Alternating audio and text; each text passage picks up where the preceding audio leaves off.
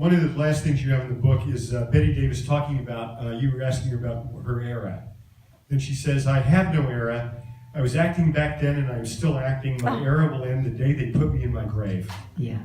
And so the portrait of Bette Davis I take away from this book is somebody who, this was a woman who took on Warner Brothers. I mean, she refused to take part. She was blackballed from the studio. It led to Olivia de Havilland going on strike and everything. So I just got this sense of somebody, it's well titled, The Indomitable Bette Davis. I mean, did you see her as a fighter? Oh, boy.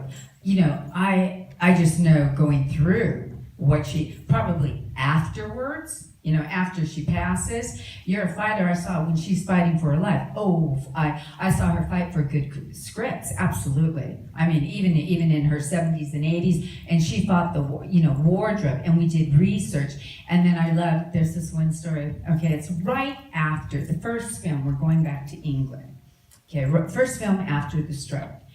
So the wardrobe woman, okay, first you come to California. She's pissed. She comes to California, you're doing Miss Davis. All right, now you go to New York. Okay, you're doing another fitting. Okay, from New York to England, there is 2 weeks. That's not a whole lot of time, 2 weeks.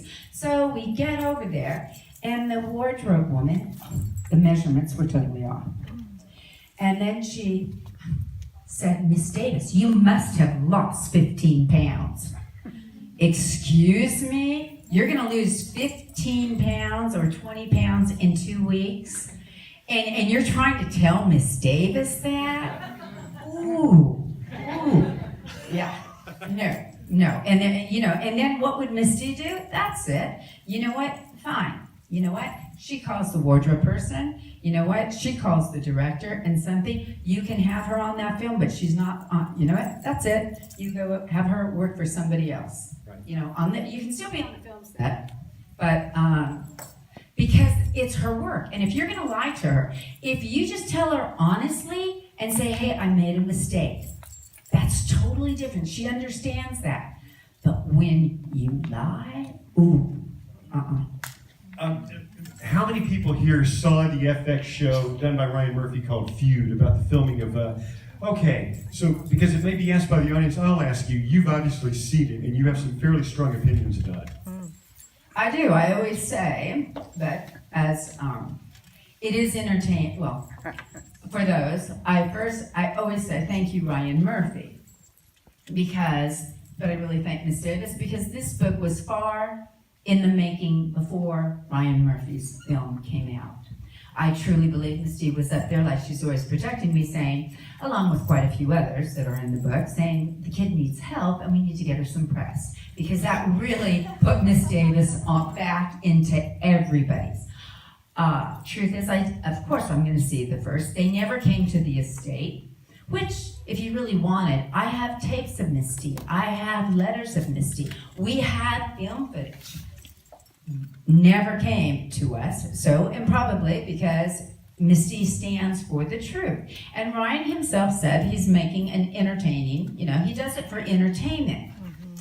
What I have is a lot of times today, people look at things like that and they think it's the truth.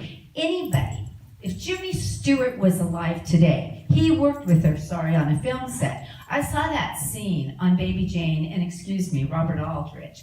Misty, as I said, she had affairs, okay? She was in love with love. Really? She's not ever and never did she have an affair with somebody she didn't love, and you're never going to do it to get apart.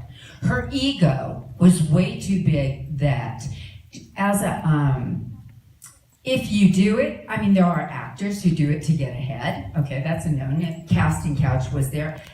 Never. Misty was more the Warner brothers. Warner himself. Those women never wearing pants. They had to wear skirts or a dress. But Jack Warner, as Misty always told me, never, ever went or had an affair. He had his wife. He's about work. It's money. And when I saw the feud and I saw, and you have Miss Davis, it's more like the drama, and using the light. Miss Davis never cussed. Are you kidding? And Joan Crawford, that's not true. Miss Davis respected Joan. She had the utmost respect. She was professional. Now, Faye Dunaway, Marion Hopkins, that's another story, but not Joan. But because of that, and she also, and she herself came out, that is when she took out an ad, I think, and she took out that ad saying she needed work, women of 3. And I think the public really believed that was it. That wasn't it. She basically did it to tell the bankers that they're insured. Back then, they thought, okay, you're 2 old women, and who's going to hire you? And that's why she took out the ad. People mistaken it, a lot of times for what she did. Like the title of her autobiography, The Lonely Life. Oh, she must have had a lonely life. Let me tell you, Miss Davis had more than 9 lives, and never, if you read any of her books, was there ever a dull moment, and she certainly was not lonely.